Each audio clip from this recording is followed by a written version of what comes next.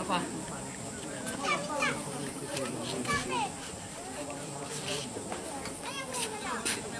Ini gunung salaknya nih.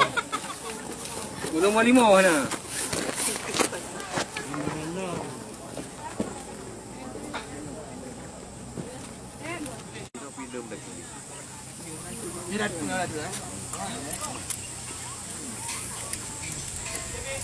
Ali jak di awak dan di orang di jak juga dah juga apa okey dari tak tahu dari no tak itu dulu no berhenti lagi nah jangan kan banyak paling kamu najak ya mau kantor tren kamu kan nunggu tangan mengalir no anak ini tuh ada ini dulu.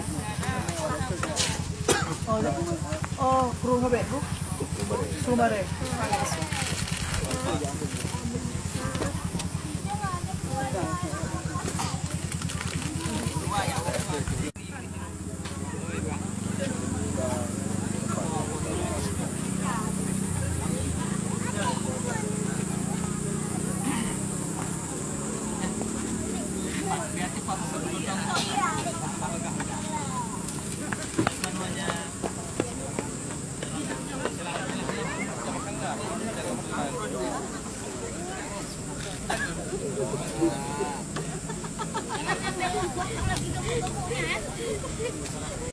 Ibu, bagaimana tanggapan tentang tempat wisata di Gunung Salak?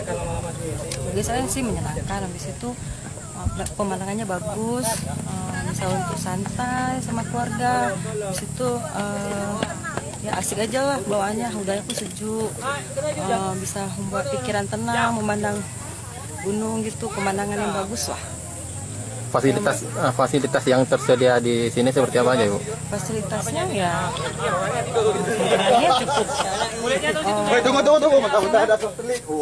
pas lah bagi pengunjung di sini gitu. Ya tempat duduk kayak gitulah, makan. Pesan yang ingin Ibu sampaikan untuk pengunjung lain ada nggak seperti apa gitu? Bagi pengunjung lain ya kalau bisa sih harus dengan yang safe lah kembali gitu, habis itu apa ya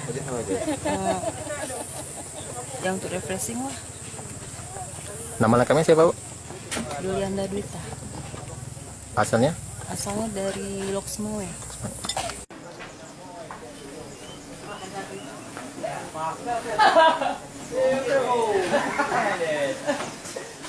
Buka.